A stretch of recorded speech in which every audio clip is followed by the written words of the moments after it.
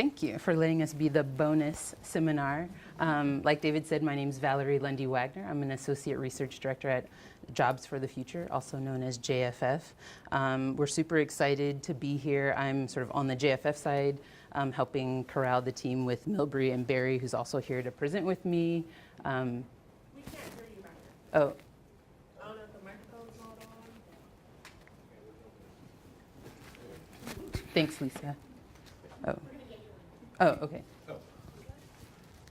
Well, this will be the boring stuff, I'll say. So it's, thank you for being here. It is a beautiful day outside, and hopefully after this you will all go outside and get some sun. This project, we really came together because Barry and Milbury, as you'll learn, are sort of experts in really California, both in an academic and practical sense. I come to the team with a post-secondary background, and so we'll spend more time talking about that. For those of you, as we get started, I'll tell you a little bit about JFF and what we do and sort of how we came to this project, because it certainly isn't a coincidence. We'll talk about some key findings. The crux of this presentation today is really about K-12 and post-secondary sort of misalignment. There are certainly other places and spaces where we can talk about that conceptually when you want to start talking about workforce development, but today we'll focus there and certainly try to answer any questions if you have some that sort of deviate. Talk about some implications for state support and then what our next steps are in terms of the research. So JFF, we're a 30-year-old nonprofit education and workforce development organization based in Boston, Massachusetts. Two and a half years ago, we opened an office in Oakland, and this project is sort of one of our first bigger projects. One of our main sort of driving forces is really about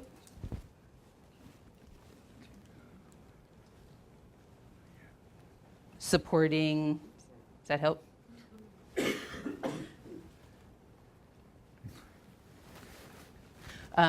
Supporting low-income youth and adults in terms of economic mobility and really what educational attainment and sort of workforce readiness and success look like, and helping organizations and systems with that, both through coaching, technical assistance, and really supporting folks and being thought leaders around policy development. I sort of wanted to start off this project with giving you a little bit of the spirit of CCPT, what we sort of heard in the field, and this one says, for those who can't read it, it wasn't until this CCPT grant that educators really started identifying what are business needs and what do students need to get there. When you look at what teachers are teaching, are they really teaching what industry needs? And so I say this to sort of open this conversation to let you know that yes, people are interested. There has been significant enthusiasm around CCPT, and that doesn't mean that it's perfect per se, but that people are really starting to show some energy around coming together to think about how to support, like I said, youth and adults as they transition into the workforce and really thinking about what post-secondary readiness means in regional sort of economic terms. I'll turn it over a little to Barry to introduce himself and some of our findings. Okay. Welcome. Can you hear me back there? Okay, I'll stand up here.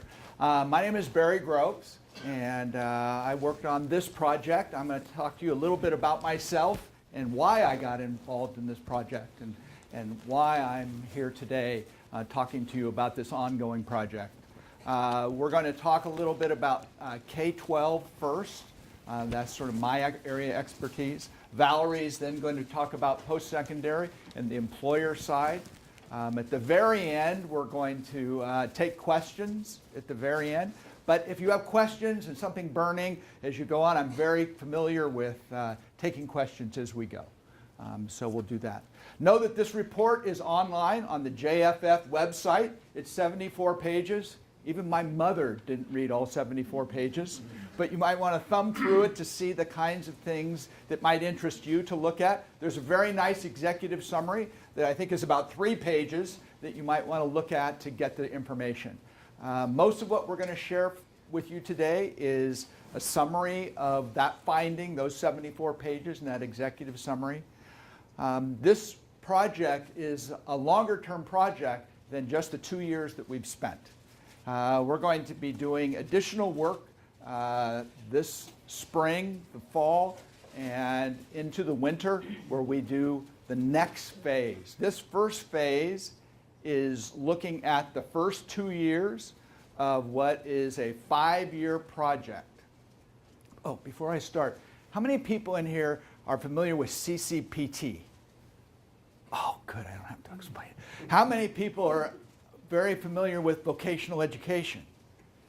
How many people know every Education Act since 1967 when vocational education was first started? Okay, good. So there's some information to learn. That's a good start. Again, my name is Barry Groves, and I was for 40 years administrator and a teacher in the state of California. The last 23 years I was a superintendent in the Silicon Valley until 2 years ago when I hit a magic age of 61 and a half, and my friends across the river at CalSTRS sent me a notice and informed me that I could live very comfortably if I wasn't a superintendent anymore. So after attending my 500th board meeting, I decided that maybe I should look to do something else. So I had choices on the kinds of things that I could do. Milbury McLaughlin, who happened to be one of my teachers when I was at Stanford decades ago, knows about my passion for underrepresented students in the state of California and what we can do to help them. And so she told me about a potential project that could really change the lives of students in this state. And so that intrigued me. We talked, and I signed on for this project. It's been very fascinating work, and I'm still passionate about the potential for the program and for career technical education. I like to start with a story about a student that I met, and I think it will amplify why I'm interested in this project. So I'm going to talk to you a little bit about Jose Villanueva. Jose Villanueva was a student in 8th grade that I went to visit because I was looking for a mentee that I could follow through middle school, through high school, hopefully on to college. And every year I do this. And the principal gave me this student. He'd been a little gang involved. He'd been a BC student, but he really showed a lot of interest in mathematics. And so I wanted to talk to him about becoming my mentee. So Jose and I struck up a conversation, met with his mom, decided to become his mentee. When he got to high school, Jose, who didn't speak English until he heard it in kindergarten the first year, lived in an apartment with 11 other people growing up in Mountain View, California. Went to Los Altos High School. Went through school, and Jose really took off in math and really enjoyed it, and his other classes as well. So when we went through, I was able to talk with him, and he was able to accelerate and take classes, and he signed up for a course during the summer for Latino and other underrepresented students in math and science. Jose then was accelerated and went to a Calculus BC class. First year he walked into class. I'm his mentor. So first of all, we put him in a class, the wrong class. He was in the class, he was sitting there, and he was noticing not only did he not have any friends in that class, but he was the only Latino kid in that class. And it's the first thing he noticed. So he went on, did some little bit of research at his school, and actually did amazing things. He was selected by ExxonMobil as the top Latino math student in the United States. Got to go to the White House to visit. Actually met the president then. Very exciting things. Went on to Stanford University. Is at Stanford now. And I get to go to his graduation in 3 weeks. So why do I tell you this story? Well, 2 things. One, when he was in that program with all the top Latino students and underrepresented minorities, and he's been following those students along. So there was a cohort of 30 of them. Of the 30 focusing on STEM, he told me only 4 of them are still in STEM-related areas out of the 30. When they got to college, it's very difficult. They weren't as well prepared as they thought, did not meet the needs of them, and so they didn't follow through. Then I sat with him a year ago. We talk every week or so, and went through the yearbook and went through all his friends and what they're doing now. This is 5 years later. Went through the book. What are they doing now? Virtually none of his friends have any high-skill, high-paid jobs. Most of them are in service jobs. Some of them are having children, but they're part of just the low-level service sector, almost to a T. Some are going to college, but very few, and going very slowly. So my concern is not for the few Jose shining stars, who's going to do quite well. He's an engineering major. But for all these kids that he went to school with, who now they graduated, almost all of them. This is my school district, right, and where I was superintendent. We got them graduated, but we didn't get them graduated into anything. We got them graduated into delivering pizza, or being a box boy at Target, or doing vegetables at Safeway. So as superintendent, I feel a little remiss here that we didn't do a very good job of getting them ready. Most of them said they were going to go to community colleges.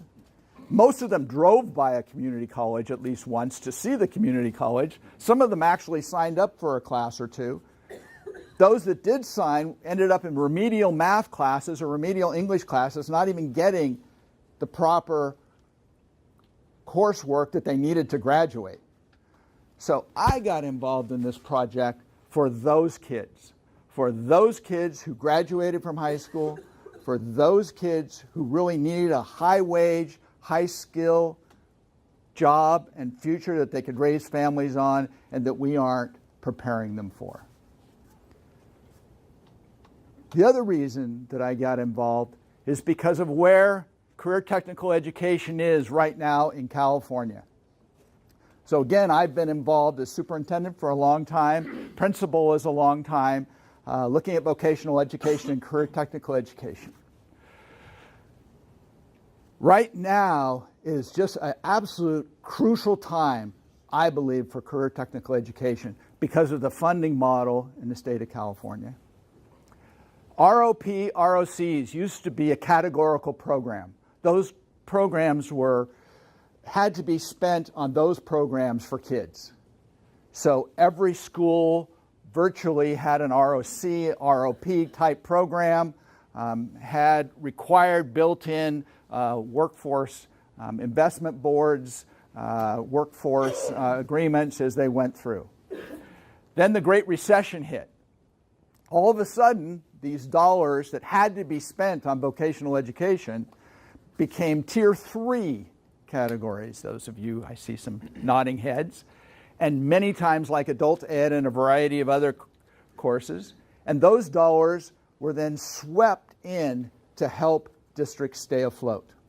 So in looking at priorities, these school districts looked at vocational education and started reducing vocational education dollars. So today, those dollars on part of a categorical program are gone. There are some dollars, like the CCPT dollars, which is over $500 million, but it's going away. This is the first cohort. There were 2 cohorts that went through, but those dollars are going away. So what's going to happen? That's the next part of our study. What's going to happen when $500 million that's in CTE goes away in the state of California? And it's just absolutely crucial. There are some other one-time dollars that have been placed in to help. The other issue is that vocational education dollars were given to schools, particularly high schools, a certain percentage. but you didn't have to spend it on those.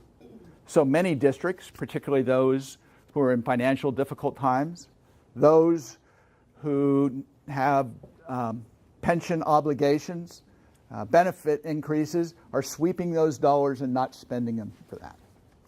So those are very crucial.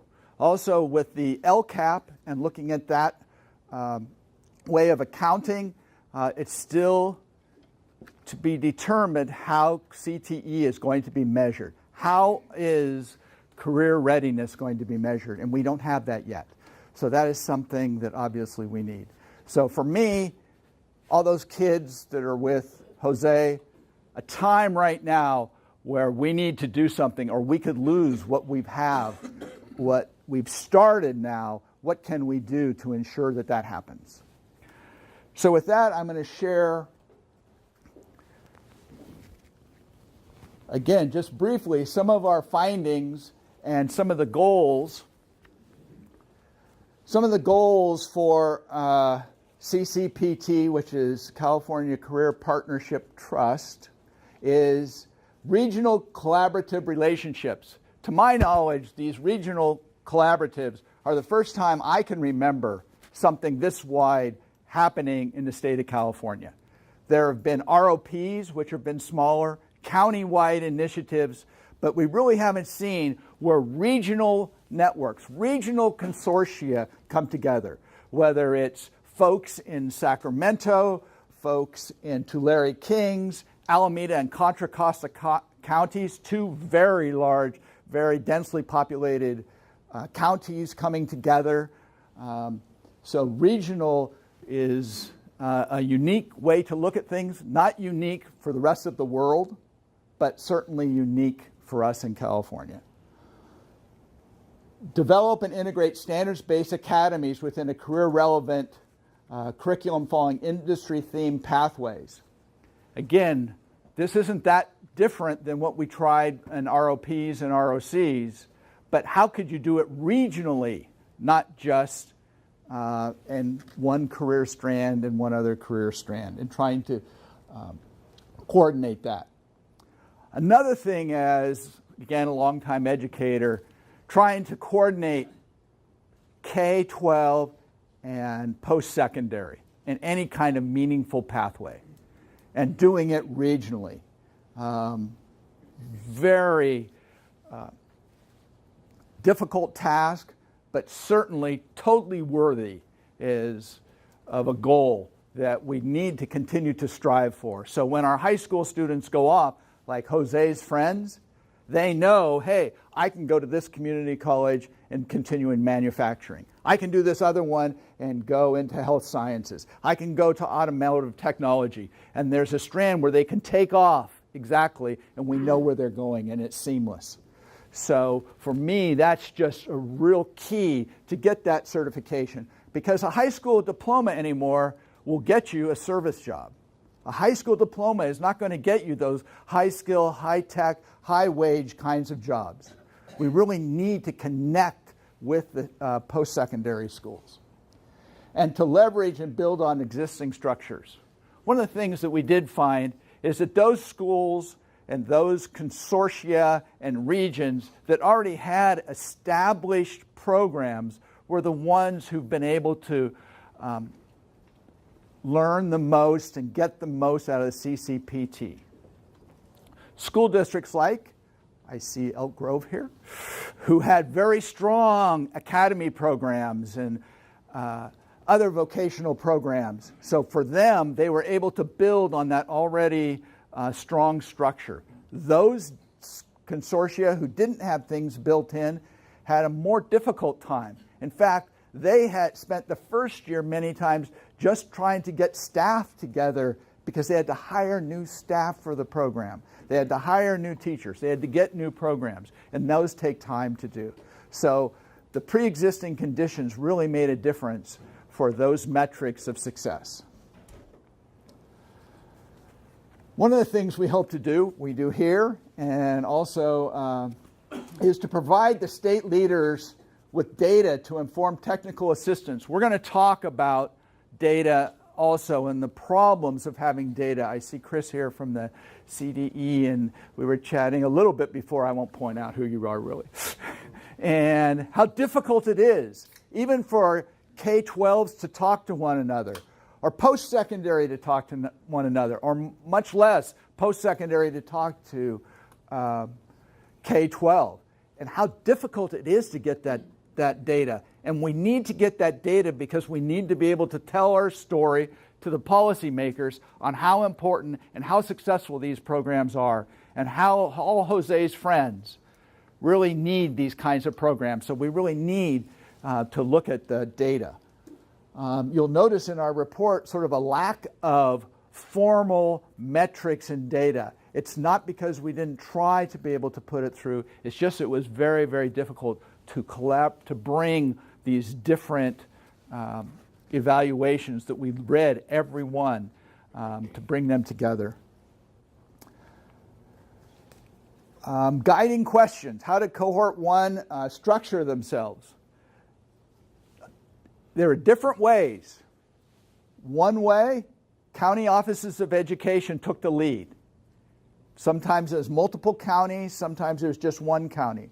Sometimes it was school districts. One of the school districts was the financial leader as well as took the instructional lead as part of it. Again, they're a consortium. And so we had school districts, county offices of education, and community colleges. Sometimes the local community college or community college district was one of the consortia who took the lead. The flavor of the consortia, of the 39 that we, on the first cohort, changes depending on who was the lead. You know, whether it's sort of a community college bent, a county office of education bent, or a school district. However, by far, the most money spent was on 9-12, by far. I don't know the exact number, but it's very high on how the dollars were spent, whether it's professional development, whether it's actual equipment, or other things that they spent that on. I'm going to go on to the next one here. So how did we collect data in our analysis? I'm just going to go quickly over this. This is sort of our methodology. Again, we've been working on it for a couple of years. We did 3 site visits in depth. You can read about those in the study. We read the Sacramento area, the Tulare Kings area, and Alameda Contra Costa area. We spent several days talking to them on site. We also did a lot of conversations back and forth about what they were doing. We knew that they were successful ahead of time through both a reputational model and doing some preliminary work.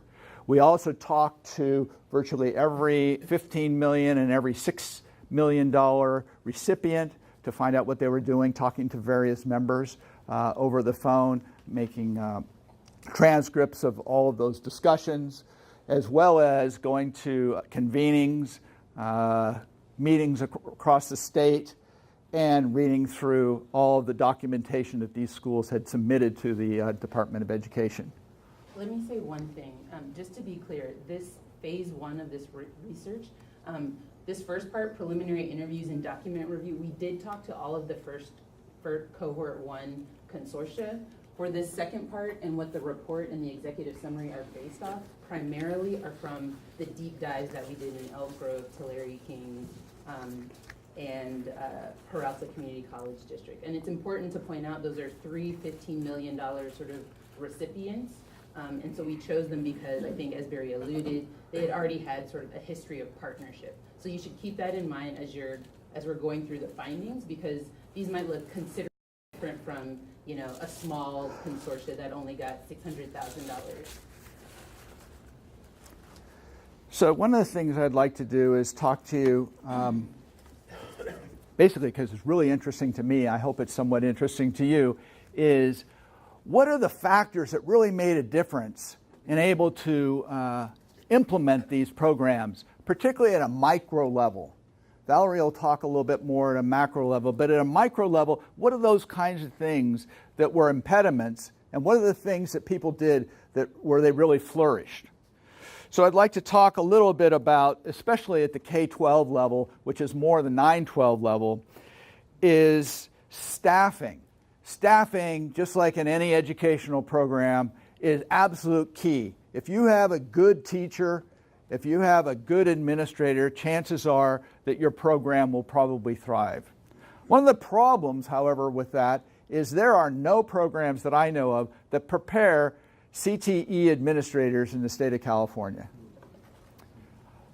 So how do you become an expert in CTE as being an administrator if there are no programs? So they have to be locally developed. Also, because this program is funded for 3 years, and then 2 years you're supposed to be in a sustainability mode with local funding, is the administrators know that this is a short-term position.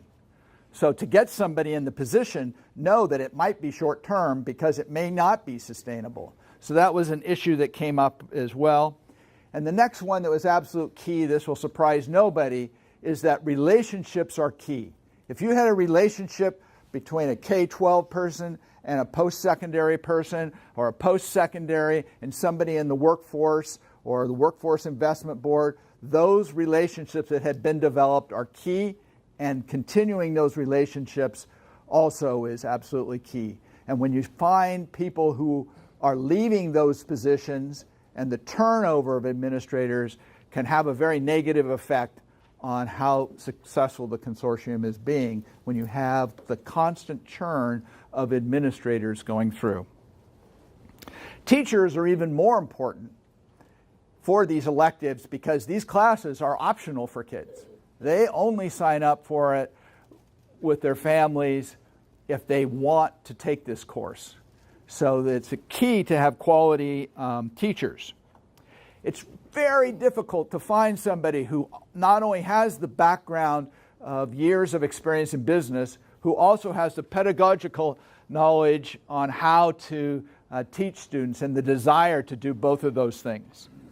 A couple things that proved difficult, and I would say getting quality teachers is among the very top issues when you talk to people, is first of all the salaries. So teacher salaries versus a machinist salary. Machinists can make almost twice as much as a teacher. So getting those folks to be able to come to teaching is difficult. And to have both the experience of working in education. Then those people, when they come in to teach, have to take college courses. So they have to take 3 courses. So in addition to coming down and maybe taking a cut in pay, then they have to take 3 college courses in as well.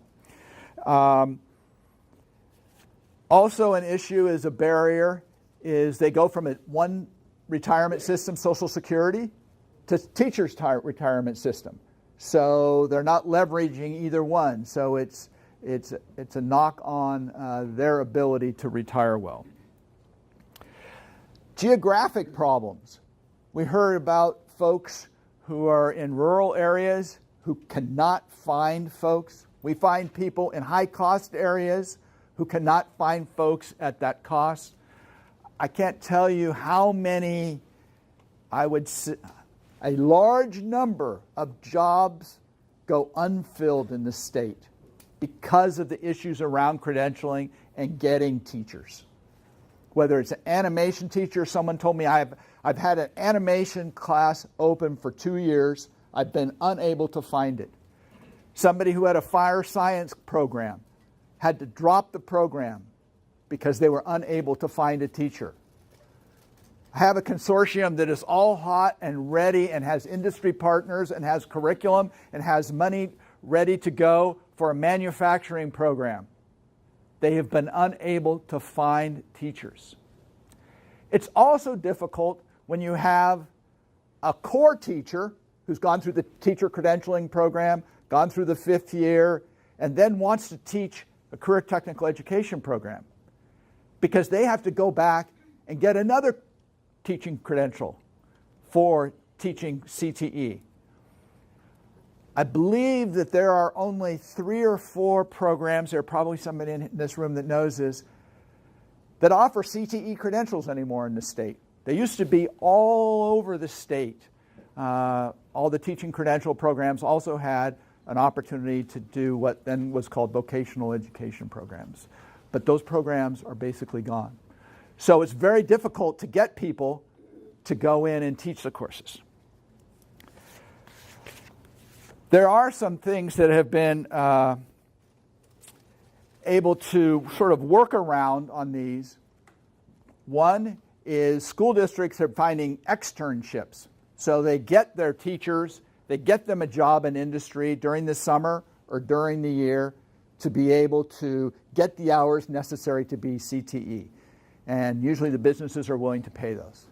In terms of getting credentialing, they also get credentialing.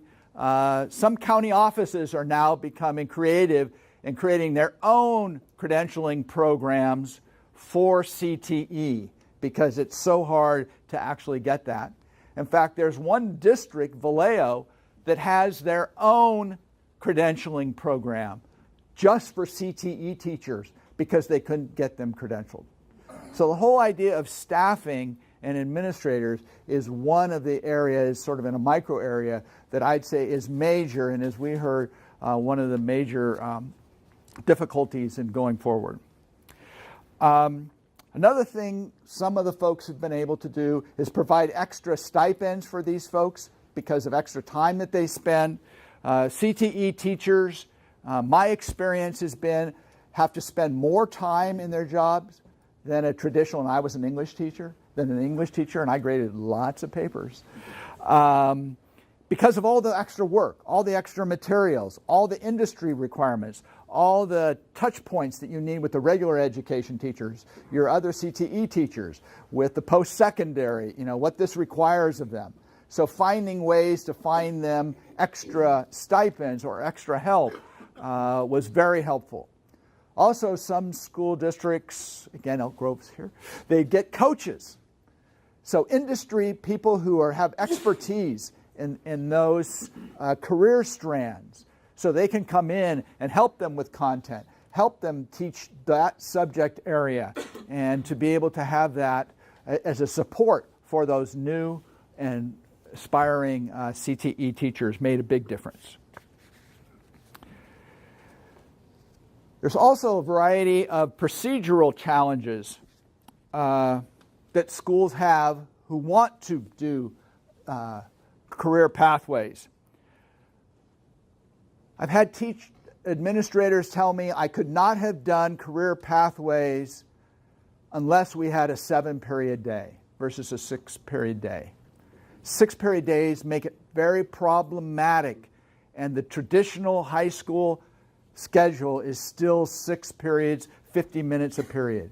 Career technical education courses, many of them, work much better with longer block schedules. Getting into the equipment, understanding what's happening, learning safety, a whole variety of things have to be the block schedules.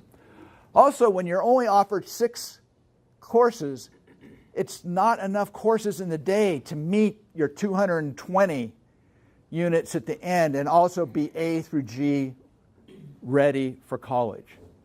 So without that 7th period, it makes it very difficult in order to get a career pathway. You might be able to take an individual class here or there, but not a true pathway through. So looking at schedules and those school districts that we saw are thriving, again, look at block schedules and look at longer days. The other thing is you have to prioritize the master schedule. So those of you, again, I'm probably in the weeds way too much for a lot of you, but the master schedule is where these classes are offered, making sure that a student who took 11th grade ag science is able to take the 12th grade class, how they fit through that pathway, because again, we're talking about pathways. If you have dual enrollment, how to fit that into your schedule. So some school districts prioritize CTE that way, that they actually schedule CTE kids first and those pathways first. That they take those students and they'll hand schedule them or their machine schedule them to make sure that they're set. when setting their classes and their courses, they'll prioritize CTE courses to make sure that it works throughout the master schedule.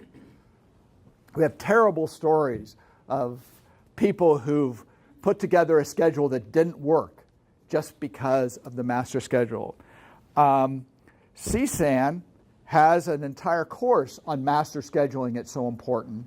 That's been, the folks that I've talked to have really appreciated that, to be able to get through, to be able to schedule these courses. The last thing I'd like to talk about is collaborating with post-secondary. Very difficult for folks to ensure that their capstone class feeds into community college districts and is articulated. However, a great deal of discussion has happened as a result of CCPT. I'd say one of the real successes of CCPT thus far is to be able to almost force the discussion on pathways coming from 9-12 to post-secondary, and getting those folks together and having a curriculum that makes sense, that goes through an articulated curriculum. Also making sure that those courses are just available, that when you do have a pathway, you have somewhere to go. Sometimes you just offer a pathway because that's the teacher you have, but that's not part of this program, actually getting a pathway to get set through. Also, the part where you have counselors who can talk to these folks. A real important factor is getting a counselor both at the secondary level and the post-secondary level that can talk to these kids about these options. Not college or career, it should be college and career. And many of our school counselors have only gone through college and only know how to counsel people in college areas and really don't understand the certification and needs of post-secondary in terms of career technical education. So counseling is very important. Creating those MOUs, and there's a nice digital chalkboard that the CDE helps put together that has a whole variety of MOUs. In fact, that digital chalkboard, which is available to anybody, Tammy Holloway puts it together, and I think it's called California Career Pathway Trust. If you Google that, I think you'll be able to find it. Has a lot of the best practices. If I had to choose like one area that I've seen on the CCPT to go to, that is a very good place that I've heard from practitioners. Has been very helpful. The other thing in getting to post-secondary and doing things like dual enrollment, those people who have dual enrollment also seem to really thrive. That means you're getting credit at the college level for classes taken at the high school. One of the issues in dual enrollment is you have to deal with collective bargaining, both at the post-secondary level, at the high school level. You have to have MOUs. You have to have proper certification. So it is a little problematic. Concurrent enrollment is much easier, where students take a class at the community college, because that's clear. But when you do dual enrollment, it means you actually come into the school. But it's very powerful, and is something that certainly is happening across the country, and is very supportive. I'm going to talk about one more thing. I have a few more minutes. I want to talk about the importance of outreach and recruiting.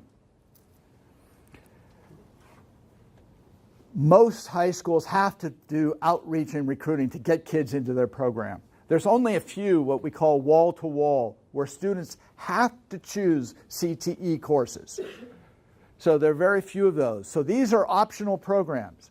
So those folks who actually go out and recruit at middle schools, talk to the families, have Spanish interpreters there with them, talk about the excitement and the importance, again, of college and career, the importance of pathways, the way that it can make school much more engaging and interesting for kids, the way if you're involved in a career pathway, you're likely to attend more, you're likely to have less discipline problems, especially if you're in an AVID program. At the same time, you also are chances you're going to have a much higher GPA and your chances of graduating are higher. So to get that message and go to the middle schools and let them know early, because many times these programs start in the 9th grade. Sometimes you can start in the 10th or opt in the 11th grade. But to get that idea and to get the awareness. Many districts now are having an awareness courses as part of their exploratory wheels in the middle school, so they know that what's coming for career technical education. So outreach and recruiting is very important. So in summary of the 9-12, I just wanted to say that I'm very optimistic about what I see happening. I'm very optimistic about the regional approach. It's been difficult. There have been a lot of starts and stops and starts trying to get involved, trying to get businesses involved, but I've seen programs where kids who are lost, who are just doing school, like Jose's friends, come in and they're totally engaged in the program. They're going on to community colleges. They're getting great jobs. They're raising families. They're able to thrive in their lives. And it's because of these programs. And it's because of these traditionally underserved students that I think many of them are just doing school, that this is a way to engage them and connect them.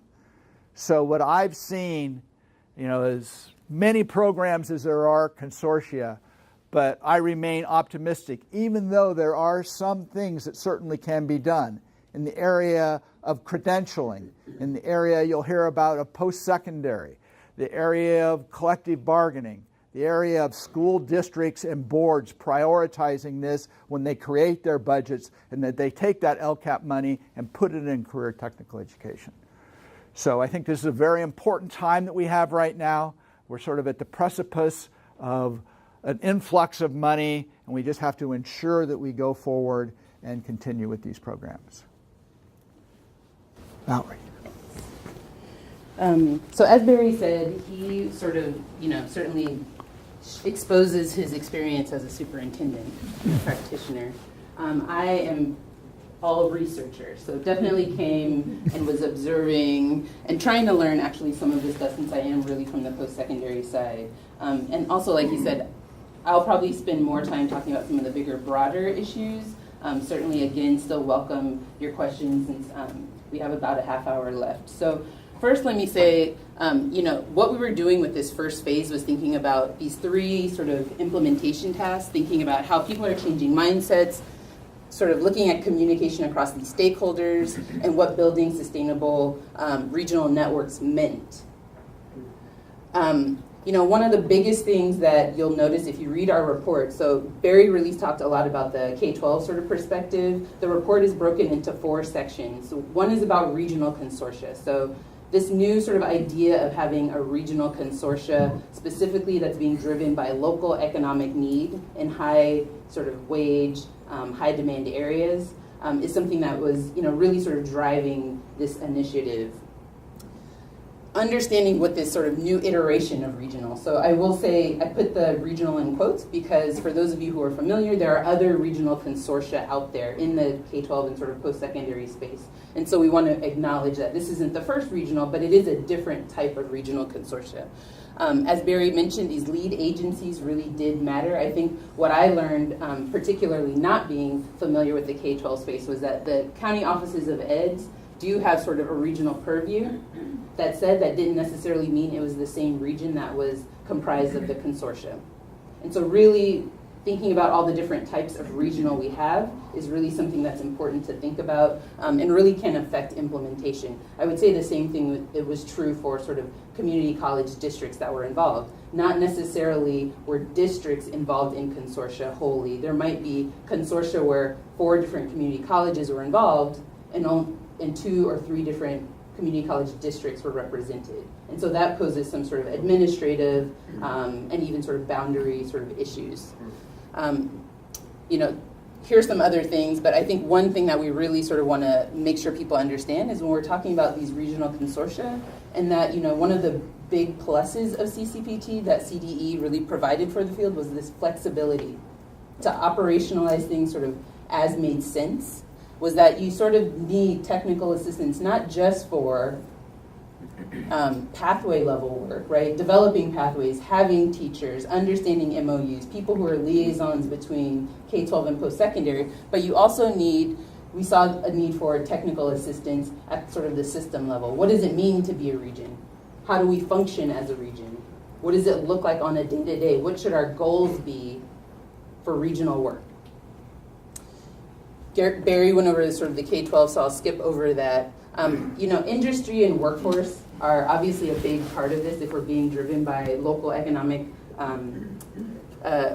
needs. And so really what we saw was that there is leadership sort of around employer and business engagement in the communities that are involved in the consortia. What we didn't see as much is really leadership around having a vision from this particular sector.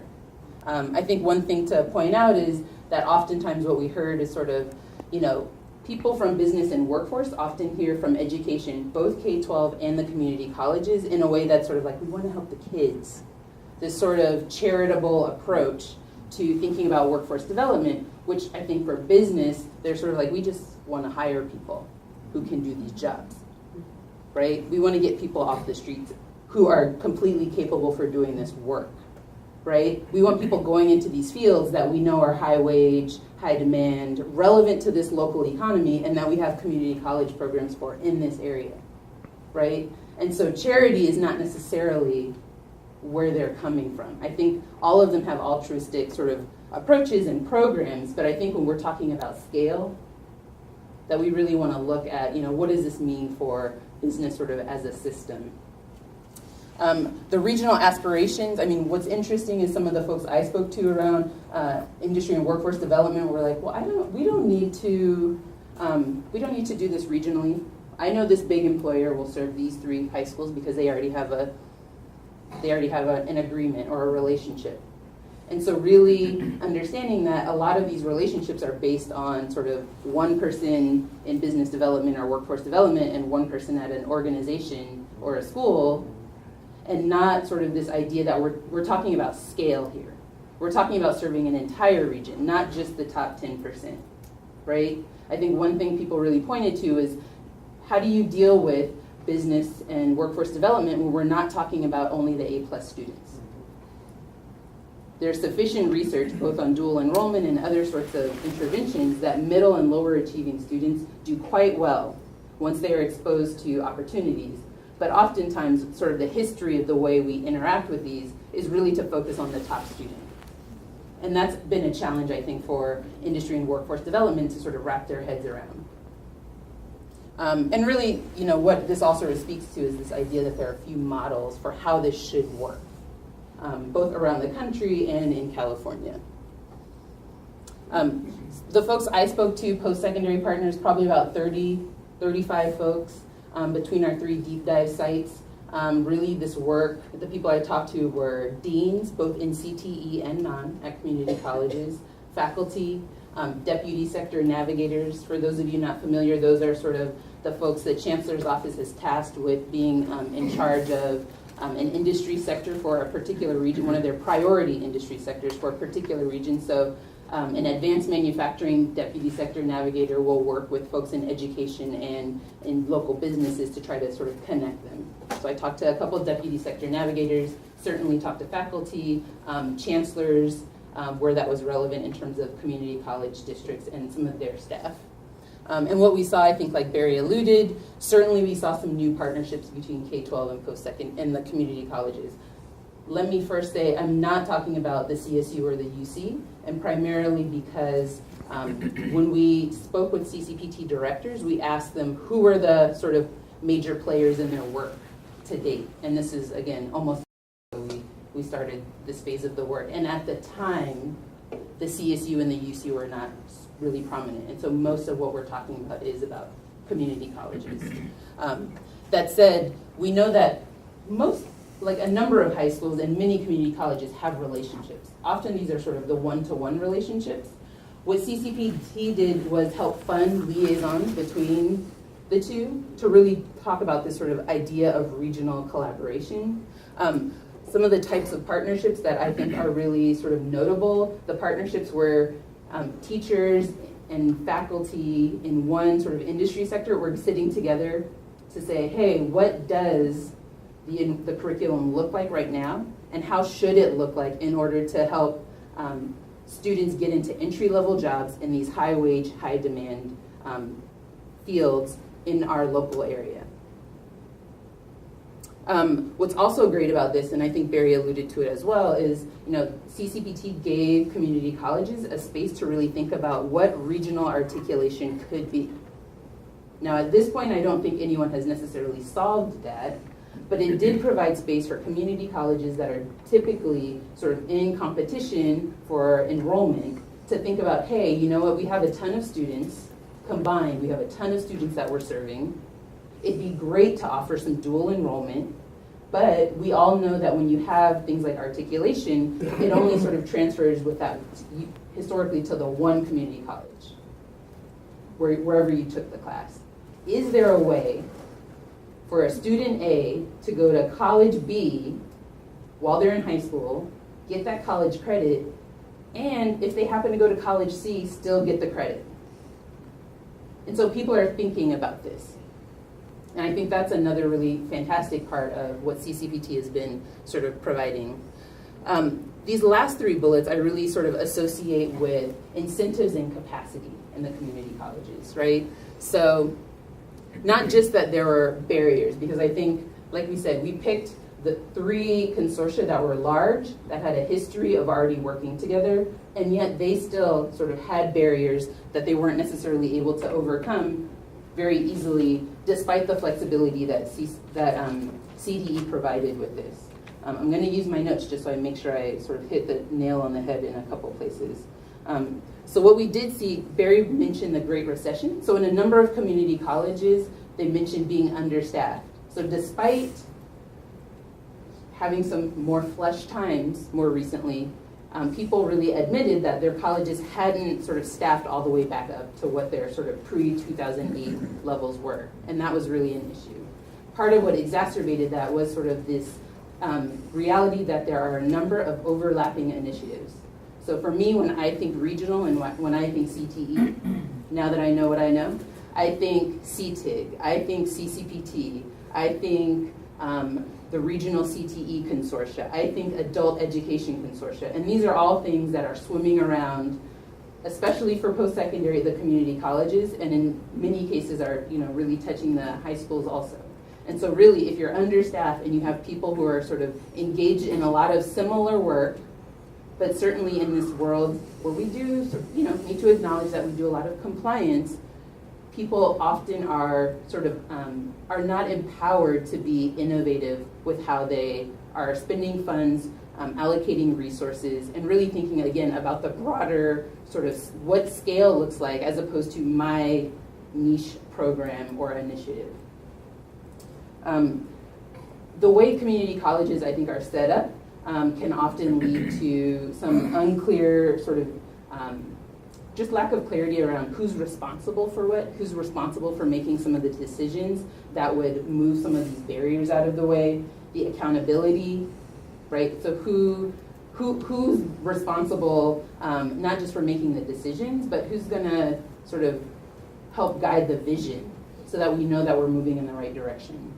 And then really thinking about community colleges not necessarily being structured to engage regionally with each other or with schools. So I certainly went to one community college where they were super excited about their work. They really wanted to roll out dual enrollment. They knew that the high schools that they really wanted to go to, that were closest to them, that made the most sense sort of practically, were assigned to be feeders to another community college. And so the high school said, don't send your people to us, we won't let them in.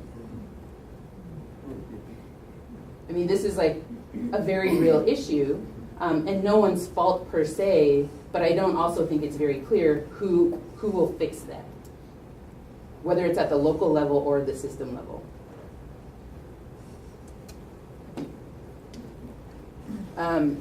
So really, I think, like I said earlier, the crux of this, I think, hopefully was to sort of talk about sort of the lack of alignment between K-12 and community colleges. I'll try to give you some examples that really touch on these 5 bullets. I want to say the first is really, when you think about operationalizing this work, we came on and it was probably the middle of the first year.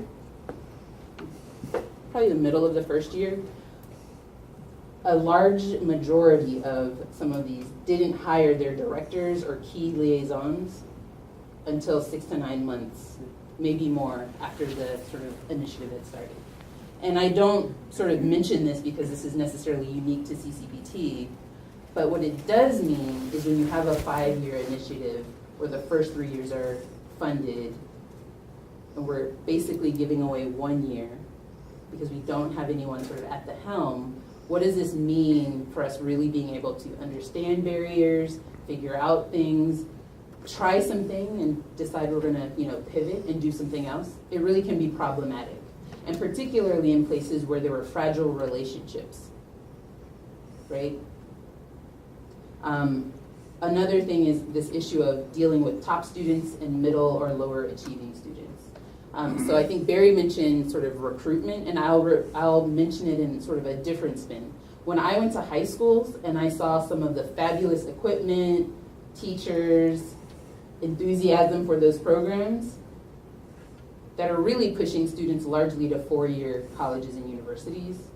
And then I went to the community colleges, their partner community colleges, who don't have fabulous equipment, who don't have teachers that have been really well funded.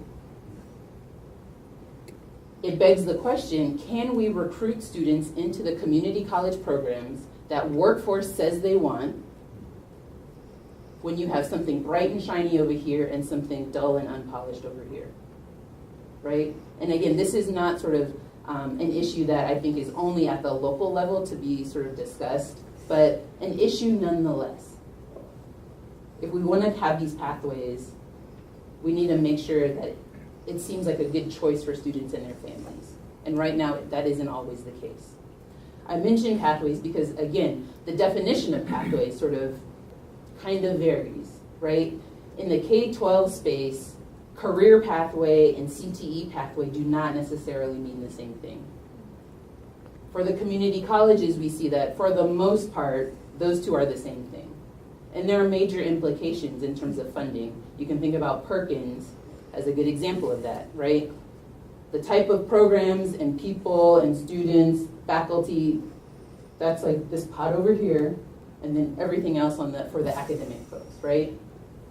And so again, as we're thinking about how to be equitable in providing access to high demand, high wage professional opportunities in localities, we want to make sure, I think, that we're being attentive to what is tracking and what is not. How do we deal with that at the local level? I think there's certainly some implications for the systems as well. Not easy answers, but I think what we're seeing is some conversation about these things.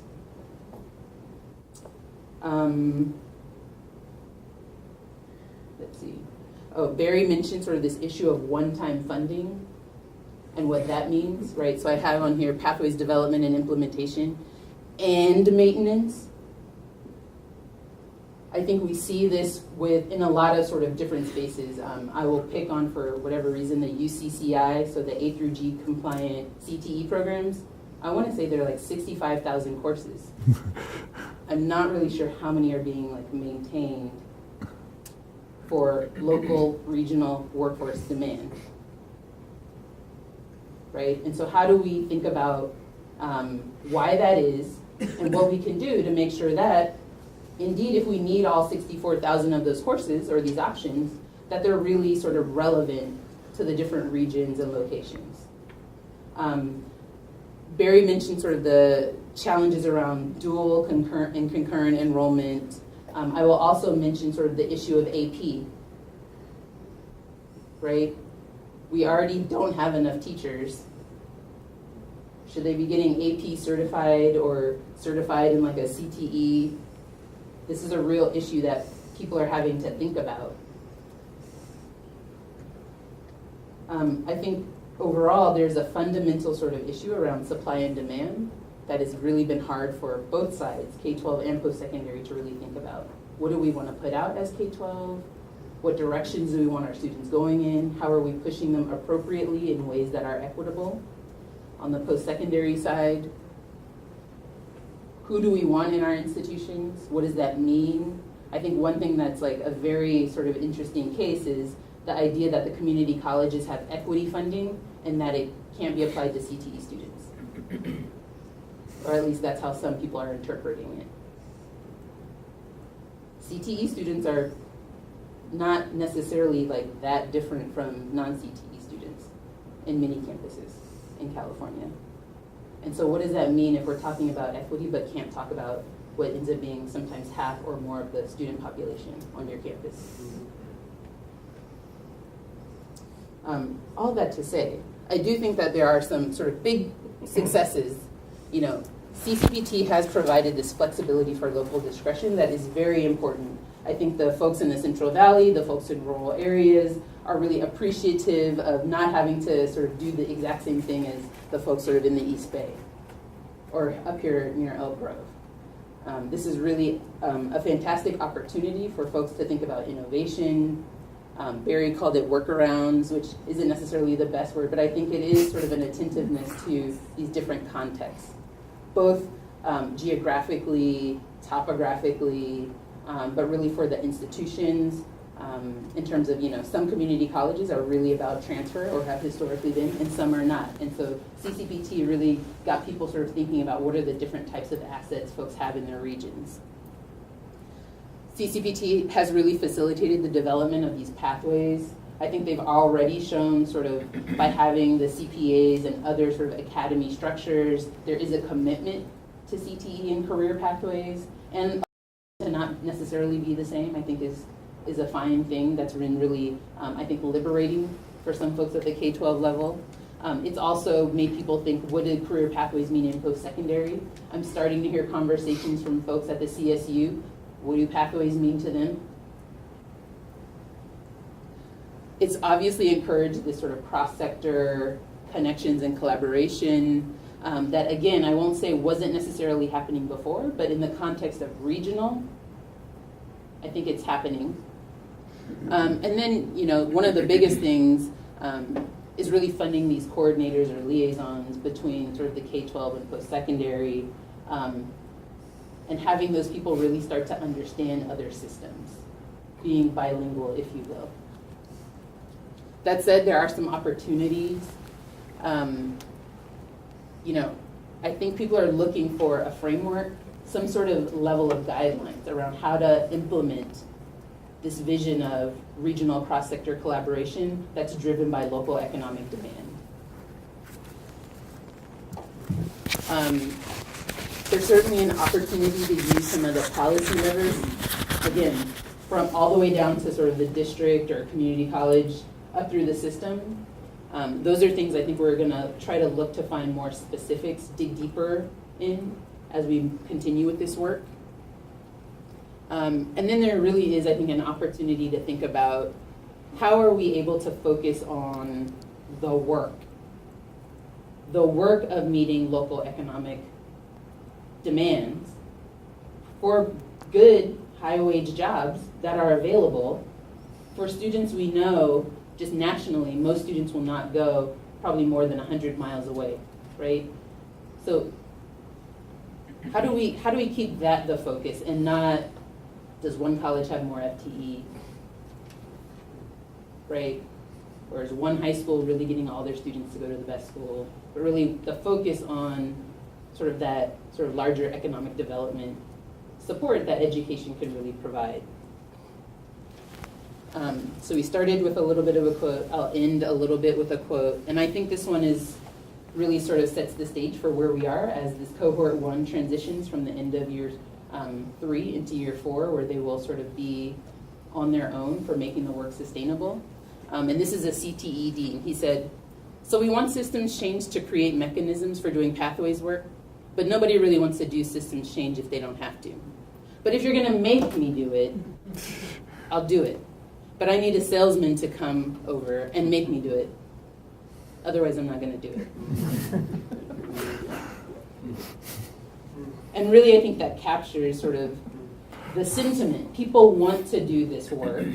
Individuals want to do this work, but individuals cannot make this work happen. I'll have two more slides. This one sort of, I think Barry mentioned, we're not necessarily at a stage, I think, for making hard policy recommendations. What I do think, I want to hit the nail on the head again, is really this technical assistance for local pathway work and for developing a regional infrastructure. Barry mentioned CASN, Connect Ed, Link Learning Alliance. There are a number of folks we mentioned in our report who folks love their TA, it's really helpful. When it came to sort of the second area of TA for developing a regional infrastructure, most of them are less experienced with that.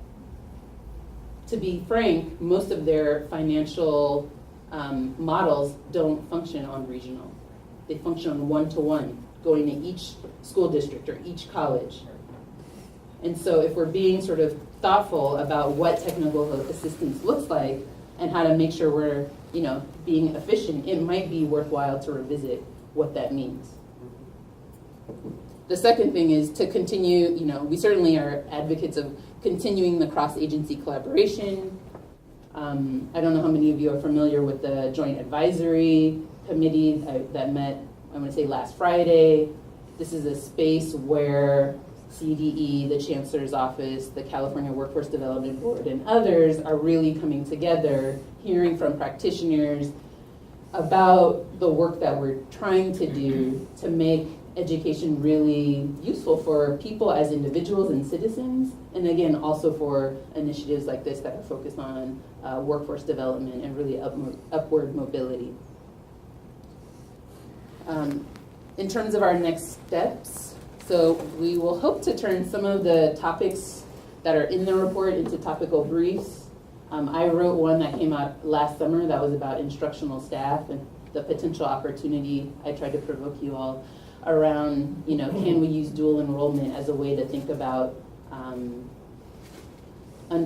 addressing the teacher shortage in K-12 and community colleges. As we turn, like I said, as folks are ending this year 3 and moving on to year 4 and 5, where they are supposed to be doing work that sustains itself, we're thinking about sustainability. We'll probably do interviews and reviews of documents again this spring and summer. We've already started doing some more interviews.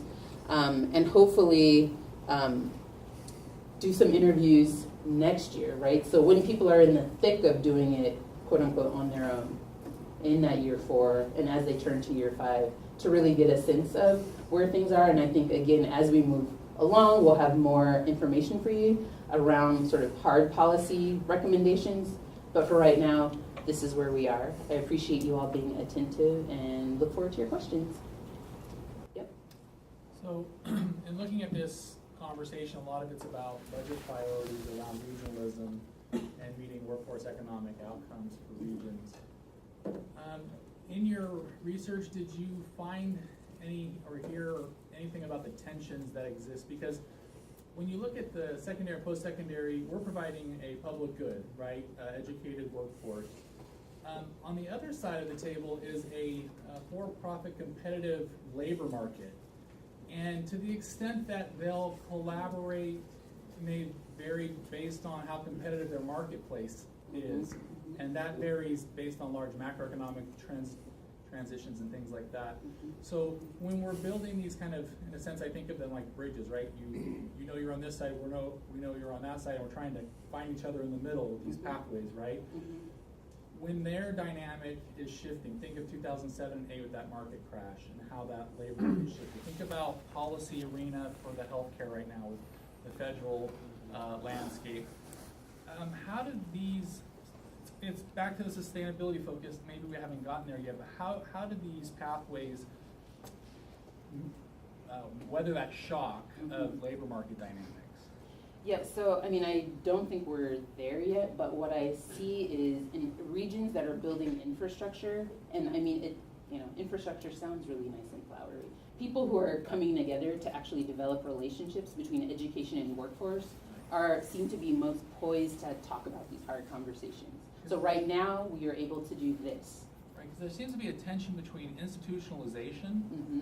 and like grounding these as institutionalized pathways, Mm-hmm. and then there need to be flexible to the dynamics of the work and labor Right. market, because we know some jobs don't even exist today. So Well, which is why we don't want people, I think ideally, we don't want folks sort of only coming to the table for CCPT. We want it to be about the work fundamentally. So if you're meeting quarterly or monthly or bi-weekly or whatever it is, then you're talking about this. Like, this thing just happened and now we can't do 100 internships, we're gonna do 80, right? Yeah. I mean, I didn't talk about it, but certainly there's a tension between how to deal with businesses in a systematic way that does not have K-12 and community college going against each other. So we didn't have a chance to talk about it much, but workforce can also be a real initiator and driving force for these career pathways. If you go to Tulare, Kings County, their workforce development, their Chamber of Commerce, their commissions, their advisory boards are really driving that work.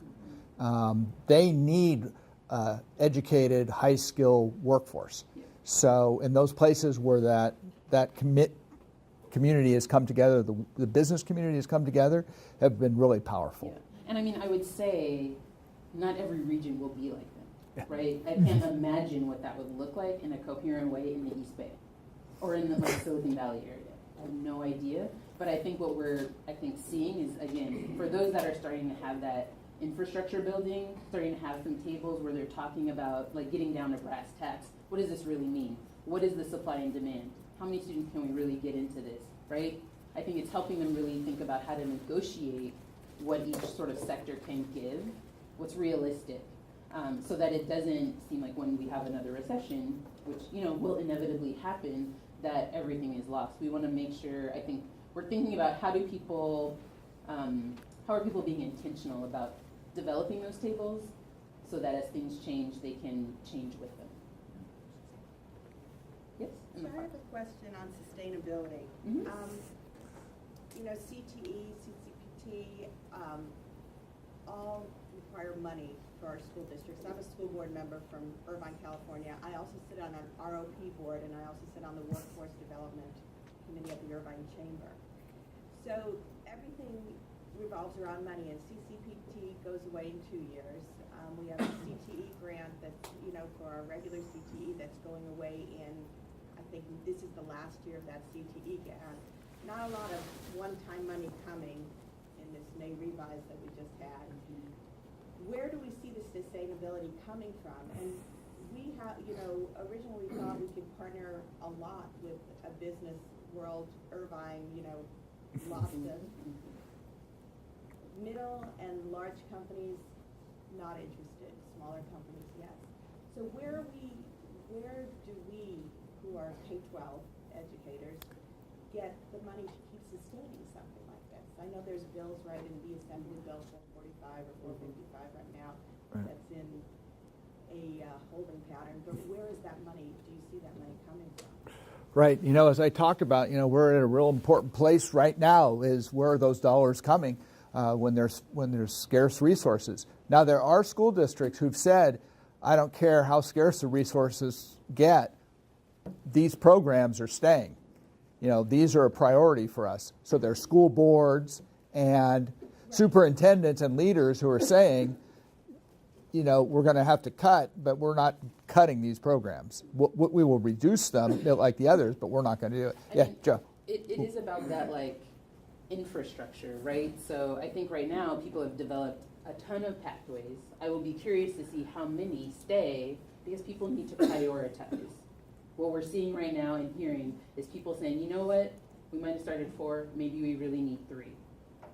Maybe 3 will help us work, can help us. This is the changing that I think Barry is sort of alluding to. People saying we're going to shift the way we work or make some change our priorities so that we can keep these things that we've decided are, useful or profitable or what have you. Does that make sense? Mm-hmm. Yeah. I mean, I don't think that. No, that's what we do. I mean, that's not, Mhm. you know, it's just, that's on the Mhm. natural, that's what we do. But I just wanted to see if there was any kind of consortium forward to kind of push for more. I mean, the way that Tulare Kings, what has been great and interesting there is that they have been able to show the value add for some of the people who are doing their connective work to prioritize this type of work there. And now their districts are supporting, their districts have said, we know CCPT is ending, we still want to support this. And they're allocating money Sure. for that. Everyone will not do that, and everyone cannot do that.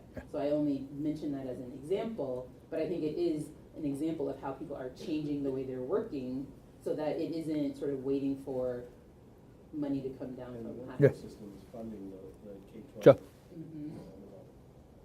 Yeah. First, I just want to say thank you for the presentation. I'm with the California Department of Education.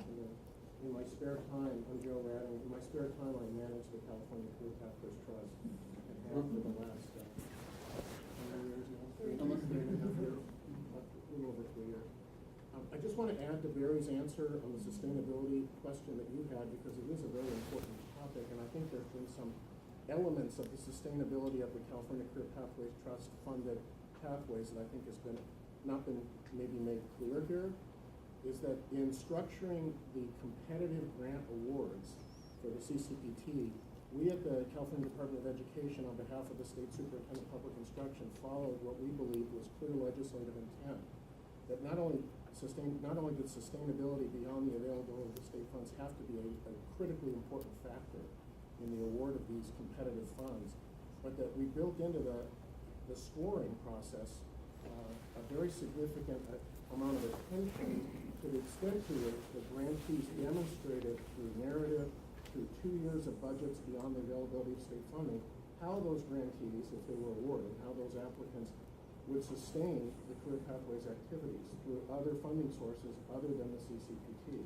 Now, of course, they all did it a little differently, different combinations of local funds, federal funds, business continuing contributions, both in cash and in kind from the business community. But in awarding the grants, the CEOs, the leaders, top leaders of those grantees signed legal documents accepting those funds, along with all of those sustainability commitments. I don't know of any other, in my own personal experience, any other state grant program, either at the CDE or, sorry Jeff, at the Chancellor's Office, that ever imposed such strong sustainability requirements. So not only did we have requirements, they were a competitive factor leading to awards. So, we're keeping our fingers crossed that we did that right. Just two quick things. We didn't mention federal, so the federal Perkins grant. Sorry. What? No, federal is. Anyway, so those dollars are at risk. So another place is to ensure that those dollars don't get cut as well. So it's also on the federal level. And the other thing is, even though I know that the consortium signed those things, but when the environment changes and benefits are going up and your pension requirements are just going so drastically up, I hope that you're right. But I know that they're making difficult decisions. Yeah, absolutely. I think in contrast to all of my academic colleagues, we have a tradition at PACE of beginning and ending on time. Oh, there we go. Before anybody leaves, I'd like to give our presenters a round of applause.